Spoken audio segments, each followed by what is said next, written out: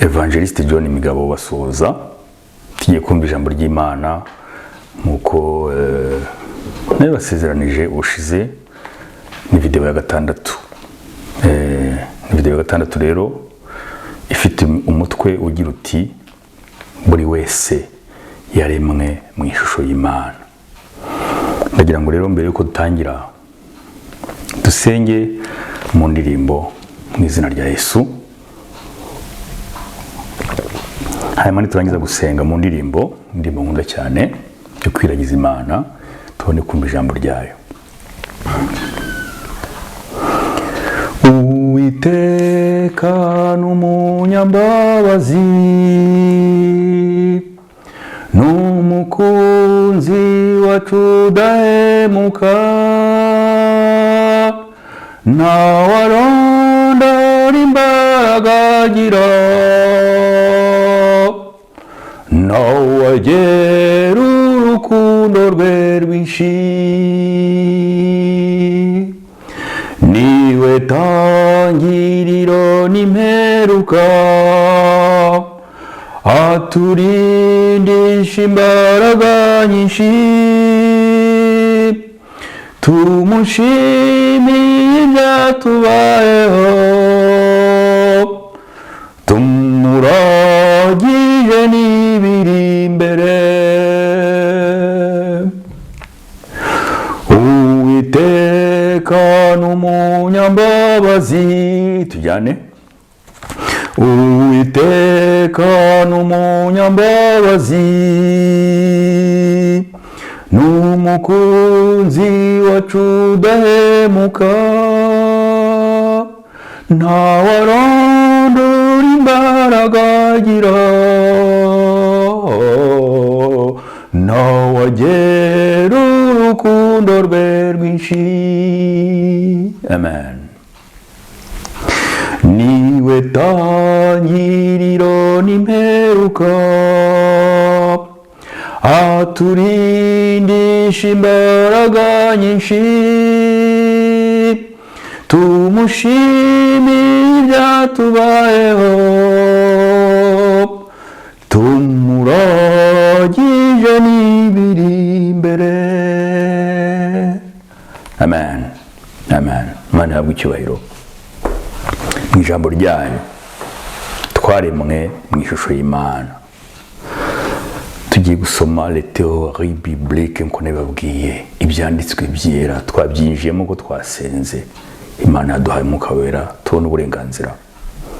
Turasoma mu Itangiriro igice cya mbere n'umurongo wa 26.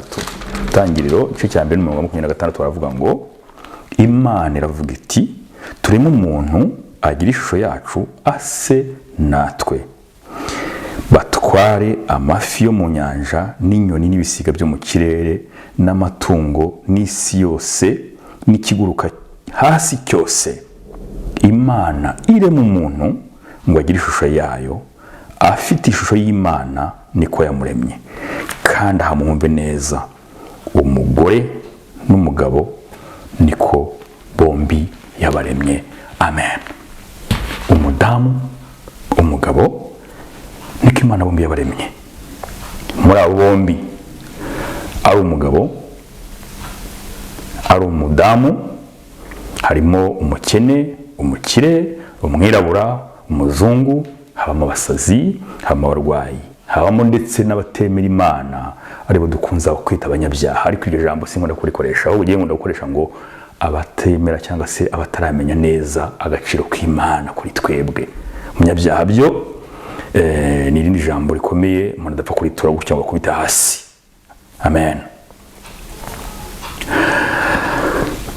Buri wese rero yari mu ishusho ry'Imana, bivuze ko ku Mana nta vangura ribayo. Amen. Niyo mpamvu utagomba kwitesha agaciro imbere y'Imana na rimwe. Tubona nko mu gitabo cy'ibyakozwe n'intumwa igice cya 10 umurongo wa 34 na 35, aho Koruneliyo ngo yari umutware w'abasirikare akunda gusenga cyane, ariko yari umusirikare. Umusirikare yari mu ishusho ry'Imana, yari umusirikare utwara abandi ariko akunda gusenga. Noneho Petero amutumwaho Petero yumvisha amutumwa ahageze aravuga ati ariko ngo aterura amagambo aravuga ati ni ukuri menye yuko Imana itarobanura ku butoni, ahubwo mu mahanga yose uyubaha agakora ibyo gukiranuka iramwemera. Amen. Uwo ari we wese, umusirikare, umudamu, umukene, umukire, umucuruzi, umutegetsi, uyubaha agakora ibyo gukiranuka wese iramwubaha, iramwemera. Amen. Buri wese asa n'Imana mu buryo bwe yaremwe, kandi no kuvuga ngo buri wese asa n'Imana mu buryo bwe. Amen. Kandi turareshya imbere y'Imana, dufite n'impano zitandukanye. Our gifts, nos dons sont différents. Impano zacu zitandukanye, ariko twese Imana turimo ifite plan. Amen. N'ubushobozi buratandukanye. Hari abahanga cyane, abita abajeni, hari abakora ibitangaza n'iki byose. Turatandukanye. Ushobora kugira impano y'ubuyobozi, ushobora kugira impano y'ubuhanga mu gukora ibintu, ushobora kugira impano yo gucuruza, ariko tukagira impano y'Imana iruta izindi twese duhuriraho. Amen. Imana turemanye gukunda no gukundwa. Aimer et être aimé. To love and to be loved. Kupendwa na kupenda. L'amour de Dieu et l'amour du prochain. Urukundo rw'Imana n'urukundo rwa mugenzi wawe. Ikibazo rero ni kimwe. Iyo urebye muri Bibiliya, fasha Bibiliya ukayireba, usanga harimo inshuro zirenga 100 cyangwa se zinarenga 200 zivuga ngo umutima. Nigeze kubabwira ubushize, umutima niwo tugira ipfundo rya byose, moteri y'ubuzima bwacu. Ariko mu by'ukuri ibintu ubumana bwacu ntabwo buba mu mutima, ahubwo byose bikorerwa hehe? Mu bwonko bwacu hano. Amen. Twese mu mvugo ishushanya twitiranya ubwonko n'umutima. Nyamara akamaro k'umutima ni ukuba ipombo iyungurura amaraso kandi kanakwirakwiza amaraso mu mubiri wacu. Umutima, ipombo. Akenshi dusanga no muri Bibiliya rero, aho kuvuga ubwonko ivuga umutima. Ntacyo bitwaye.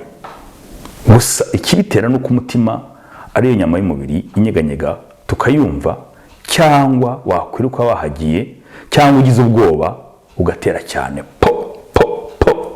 Umuntu akaba yakubwira ko ari ibintu byose bikorerwa kubera ko umutima uranyeganyega cyane mu nyama zo mu nda cyangwa se zo mu mubiri. Bityo rero kuva kera abantu bakibwira ko ariho ubwenge bwose buba. Aho hamenyekaniye rero ko ubwonko ari bwo bubitse ubumana bwacu, l'image de Dieu, God's image, hakomeje gukoreshwa umutima nk'ubwonko. Ingero muri Bibiliya rero ni nyinshi. Yisomye nko mu Migani igice cya 4 n'umurongo 23 kugeza ku 27 ngo rinda umutima wawe kuruta ibindi byose birindwa, kuko ari nk'iby'ubugingo bikomoka cyangwa se bikomokaho. Nuvuga ngo hano niho bavuga ko iby'ubugingo byose bikomoka, ariko ni hano byose bikomoka hano. Nko mu gitabo urwandiko rwa mbere Pawulo yandikiye Abakorinto cyo cya 12 umurongo wa 14 n'uwa 12 na 22. Abakorinto igitabo cya urwandiko rwa mbere Pawulo yandikiye Abakorinto, tujye tubivuga neza. Urwandiko rwa mbere cyangwa se baruwa ya mbere Pawulo yandikiye Abakorinto cyo cya 12 umurongo wa 14 no kugeza ku 22. Ntabwo bavuga ngo Abakorinto ba mbere, ntabwo habaye Abakorinto ba mbere ngo habe n'aba kabiri. Tujye tubiyitiranya. Ni baruwa cyangwa se urwandiko rwa mbere n'urwa kabiri. Hagaragaza kuzanya kw'ingingo z'umubiri. Ariko komande itegeko ryose riva hano. Tugiye kubira mu kanya muri video ikurikiraho. Muri Yakobo 3:20 baruwa ya Yakobo igice cya 3 umurongo wa 2 kugeza ku 5, we aratinda ku rurimi cyane. Ngo niyo nyama ikaze kuruta izindi, ni ishobora gukora gutwika, ni aravuga ururimi hepfo buta ubwonko burigaramiye hano, nibwo bukomanda ururimi. Ururimi nibwo bavuga rudafite ubwonko. Nibwo bishobora. Ubundi bwo vuga ngo vuga, umva, reba, genda, icara, haguruka. Amen. Rero muri video igiye gukurikiraho mu kanya, ubutumwa nuko mu kurezima cyangwa se mu nshamake twaremwe mu bumana, kuko dufite sagesse izindi nyamaswa zidafite. sagesse yo guhitamo ikibi n'icyiza. Inyamaswa ntabwo zishobora kubona guhitamo ikibi n'icyiza, kandi twaremwe ubushobozi burenze bw'ibindi biremwa. Amen. Ibiremwa byose bitinya umuntu. Amen. Tidushimana rero turemanwa iyo sagesse yo guhitamo ikibi n'icyiza, turemanwa ubushobozi burenze iyo sagesse nyine ituma tugira ubushobozi. Turemanwa gukunda no gukundwa, kubabarirwa no kubabarira, gutanga amahoro. Amen. No kuyahabwa. Imana ni urukundo, Imana ni imbabazi, Imana ni iki? Ni amahoro. Na bwa bushobozi bwose bw'Imana twabonye Imana yaduhayeho mu izina rya Yesu. Ndabashimiye rero ko ijambo ry'Imana tumaze kumva. Ahasigaye Imana twese tujye tuyizera, twumve ko nta complexe, yakira ukuri kose. Imana irakuzi, Imana iragukunda, uremwe kimwe n'abandi. Amen. Ariko you are unique, ni wowe wenyine. Ni John Evangelist, nta wundi John ku isi wabona. Ni wowe sister and brother, bavandimwe mwese. Ni wowe unique, nta wundi muntu musa. Imana icyo gusaba no kwiyakira, ukiyemera, ukumva ko ari wowe, kandi ukishimira uko Imana yakuremye. Mu izina rya Yesu ndabashimiye rero.